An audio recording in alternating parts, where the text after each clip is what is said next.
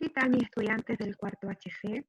Hoy voy a retroalimentar la guía que enviamos la semana pasada con respecto a la unidad número 1, globalización, multiculturalidad e identidad, ¿ya? Entonces, la meta de esta guía formativa, chicos, es evaluar conceptos de identidad, desarrollar pensamiento divergente y crear un microcuento a partir de la lectura de un texto expositivo. Bien, vamos a continuar.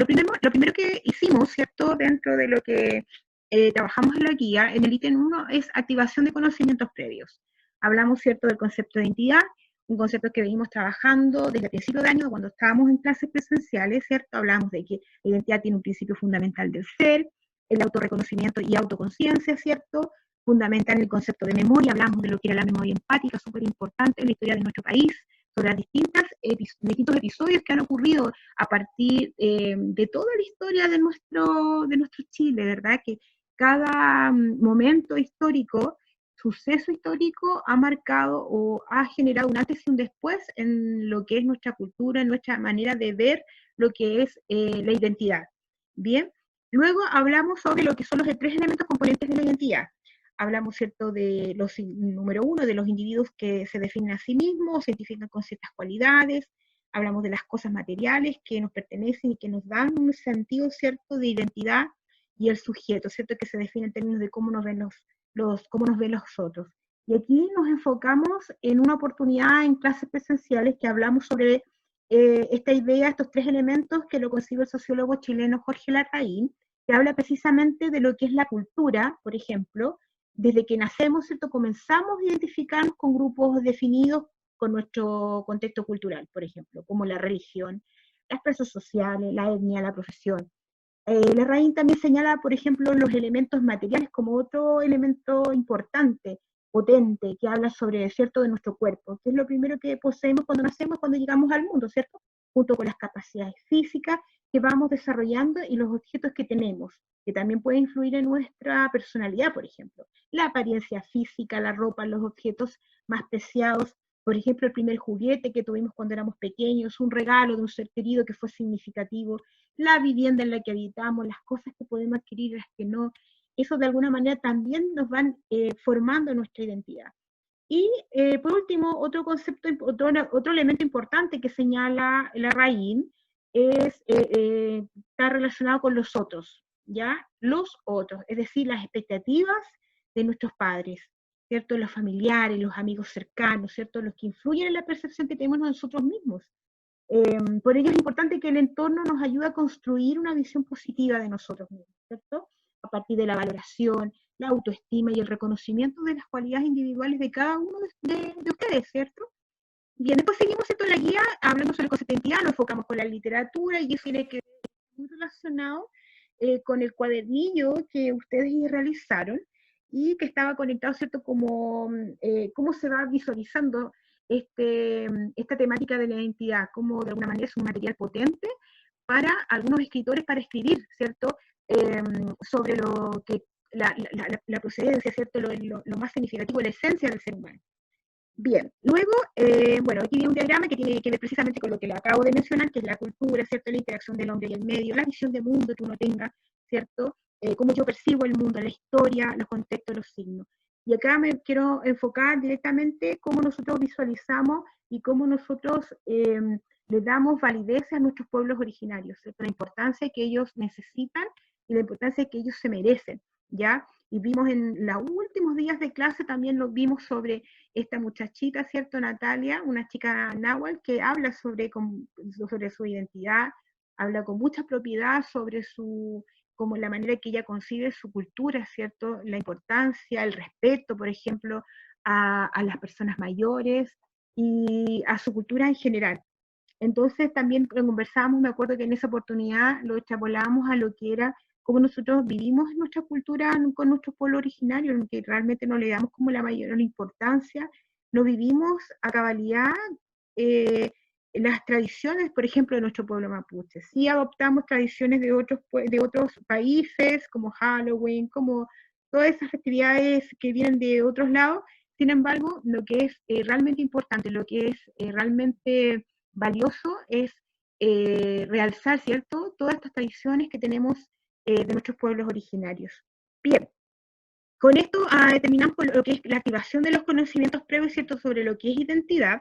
Y ahora, ¿qué es lo que vamos a hacer? Lo que vamos a hacer es tratar de conectarlo con algo más actual, ¿cierto? Y tiene que ver precisamente con esto que nos está afectando, que es la emergencia sanitaria en relación al COVID-19. Y hay un filósofo chino, Byung-Chul Han, no sé si está pronunciándolo bien, pero me parece que sí. Y este filósofo surcoreano habla, ¿cierto?, en este artículo, sobre cómo los países asiáticos han sabido llevar de alguna manera esta pandemia, cómo estos países asiáticos son tan estructurados, tan bien conformados, tienen un protocolo de acción importante y que han podido manejar muy bien, entre comillas, ¿cierto?, lo que significa esta pandemia. Y esto se contrasta en este artículo, y voy a seguir avanzando, ¿cierto?, con lo que se vive en Europa, ¿cierto?, cómo la diferencia, ¿cierto?, que cómo abordaron los países europeos esta pandemia y cómo lo hicieron los asiáticos, ¿ya? Entonces, este texto está muy interesante de leer. Me gustaría que le diéramos una vuelta, ¿cierto?, cuando nos encontremos nuevamente vía Zoom, porque considero que da para hablar, da para argumentar, para reflexionar en relación a cómo nosotros estamos enfrentando esta pandemia. Bien, entonces, bueno, hay varios subtítulos de este artículo. Por ejemplo, la elección de la epidemia deberían devolver la fabricación de ciertos productos médicos farmacéuticos en Europa. Habla también de todo lo que es la parte economía, ¿cierto? También dice, ha comenzado un éxodo de asiáticos en Europa y quieren regresar a sus países porque ahí se sienten más seguros, y eso tiene que ver mucho como nosotros hemos, por ejemplo, los latinoamericanos hemos abordado esta pandemia, como los han abordado los europeos, y qué diferencia hay, ¿cierto?, con todo lo que han hecho los asiáticos para ir paso a paso quemando las etapas de este virus. Entonces también ahí hay bastante, no voy a ahondar en la lectura porque si no vamos a terminar más mañana, pero habla también de las noticias, ¿cierto?, las fake news, ¿cierto?, surge una apatía hacia la realidad, que un virus real no informático causa conmoción, en fin, hay un harto material para poder debatir. Y finalmente hizo un plan inmunológico, cierre de frontera, una de las tantas acciones que hizo este gigante asiático, ¿cierto? Y bueno, en distintos aspectos. Y el último dice, CISEC afirma que el virus asesta un golpe mortal al capitalismo y evoca oscuro comunismo, se equivoca, y ahí también tiene que ver con la parte política, pero a grandes rasgos. Y la idea es que este artículo lo puse acá en esta ficha formativa porque lo consideré muy interesante de abordar, y para que de alguna manera genere esta especie de controversia y ustedes puedan, ¿cierto?, interpretar y poder de alguna manera argumentar a partir de lo que ustedes están viviendo en este momento, por lo que han oído en las noticias, por lo que han leído en los diarios, o por lo que de alguna manera comentan en la familia o lo que han escuchado en otros lados. Entonces la pregunta dice, a la luz de todo lo que hemos visto de identidad, tanto en lo personal, social y en la literatura, ¿cómo crees que las diferentes naciones o continentes están reaccionando a la pandemia? ¿Y qué rol juega la identidad? ¿Y qué rol juega la identidad de los pueblos en ello? Por eso acá es importante que acá ustedes interpreten, a la luz de la lectura que ustedes hicieron de este filósofo surcoreano, qué es lo que piensan aquí, cómo se identifican, cómo como pueblo, ¿cierto?, asiático, cómo ellos con su identidad, con su idiosincrasia, abordan una pandemia que es totalmente terrible, ¿cierto?, totalmente inédito, que jamás nos pensamos que íbamos a estar en una situación de confinamiento absoluto. Entonces, ¿cómo ellos abordan, ¿cierto?, estos asiáticos, esta pandemia, y cómo lo hacemos nosotros los latinoamericanos, cómo lo hacen los europeos? Entonces ahí ustedes argumentan en esas líneas, ¿ya? Bien, la otra pregunta, que tiene que ver también relacionada ahora con lo que es la literatura, dice, ¿recuerdas algún tipo de mundo narrativo que se vincule con lo que explica el autor Byung-Chul en su artículo? Aquí podemos conectarlo, chiquillos, con lo que hemos visto quizá en televisión. ¿Cuántas películas hemos visto de pandemia que se hicieron hace 4 o 5 años atrás y que jamás nos pensamos que íbamos a tener esta realidad hoy, en el 2020, ¿cierto? ¿Cuál entonces, cuál es lo que se va entrelazando? Y eso está en la pregunta, ¿cierto? Dice, ¿cómo se introduce la ficción con la realidad en este contexto?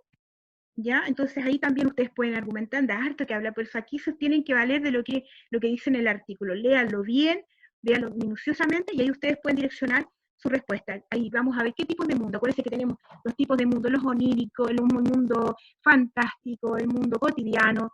Entonces, ¿cómo a partir de lo que hemos visto, de lo que hemos escuchado, nos enfocamos, ¿cierto?, en esta pregunta y la respondemos? Y finalmente, quedaríamos con lo que es la última pregunta. Dice, crea un microcuento relacionado con lo que acabas de leer, ¿cierto?, con el artículo. Sé breve, conciso, dale al lector algo en que pensar, piensa en un final inesperado. Puedes utilizar tu creación con los tipos de mundo posible, y aquí lo vuelvo a mencionar nuevamente, cotidiano, utópico, ¿cierto?, que algo inimaginable, si es fantástico, onírico, con los sueños.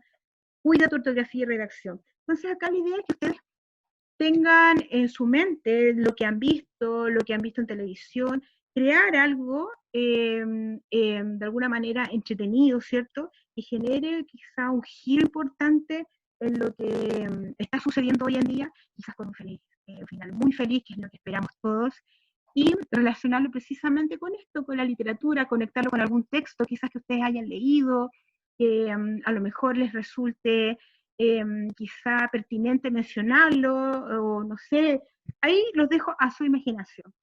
Recuerden que estoy en el Facebook de lenguaje todos los viernes de las 2 hasta las 5 y prontamente vamos a estar por Facebook, o sea, perdón, por vía Zoom. Así es que me gustaría que se tomaran en serio este artículo y lo pudiésemos debatir, ya pudiésemos generar quizá un debate en relación a lo que este filósofo surcoreano señala. Dejamos entonces hasta acá la retroalimentación de la guía y ante cualquier duda, ustedes ya saben dónde encontrarme. Un gusto, chicos, que estén muy bien.